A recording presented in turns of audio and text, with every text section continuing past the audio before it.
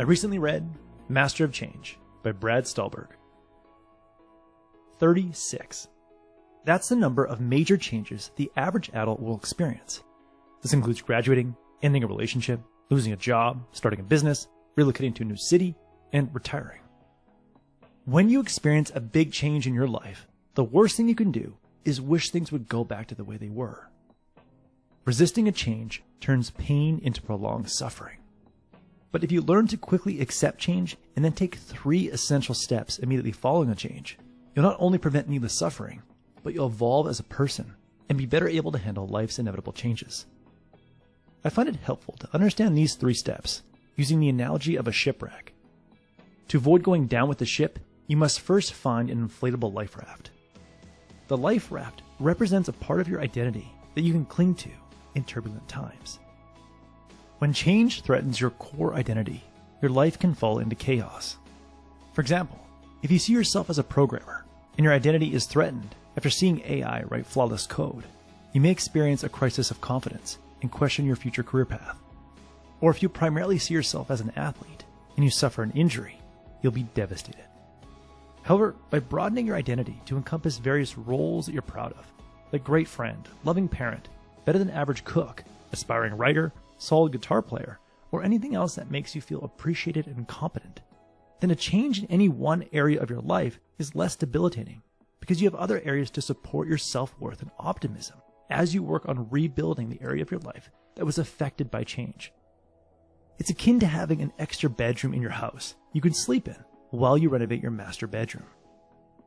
Speed skater Niels van der Poel credits a diverse identity to winning 2 gold medals and setting 2 world records at the 2022 Beijing Winter Olympics. When van der Poel was training for the Olympics, he always made time for hikes and pizza with friends on weekends, regardless of how demanding his training schedule got, because he knew that by actively expanding his identity to include great friend, he wouldn't feel devastated when races didn't go his way or he was sidelined with an injury. In fact, having a strong identity outside of speed skating allowed him to skate fearlessly in competitions because his entire self-worth wasn't tied to speed skating. He says, "I knew who I was, and I was not just a speed skater." Author Brad Stulberg says, "There are times when I lean heavily into each of my main identities: father, husband, writer, coach, friend, athlete, and neighbor. I focus on keeping all of these identities strong to ensure that when things falter in one area of my life, I can rely on the others to energize and pick me up." So I pose the following question to you. How can you invest in other areas of your identity to stay buoyant when change threatens one part of your identity?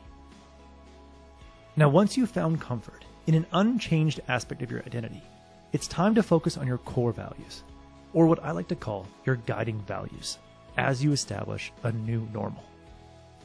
These core values or guiding values often lie beneath the activities you enjoyed before any change occurred.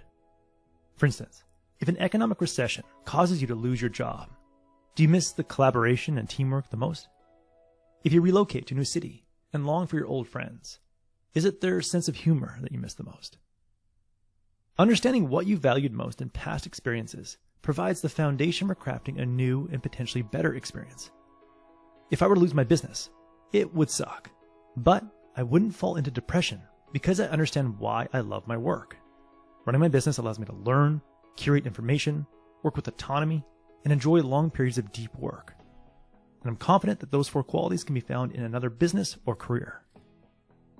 Rebuilding an area of your life around your core values is like remembering what you like most about your master bedroom before it was damaged, so you can use that knowledge to guide your master bedroom renovation and create a new space you'll love. Change offers you a choice. You can resist change and suffer, or you can accept change and stay positive by embracing one of your many identities and get busy experimenting with different actions that align with your core values. Stulberg says, change itself is neutral. It becomes negative or positive based on how we view it, and more importantly, what we do with it. We achieve stability in our lives by navigating and mastering frequent instability. That was the core message that I gathered from Master of Change by Brad Stulberg. This was an awesome book to read, given how fast life is changing.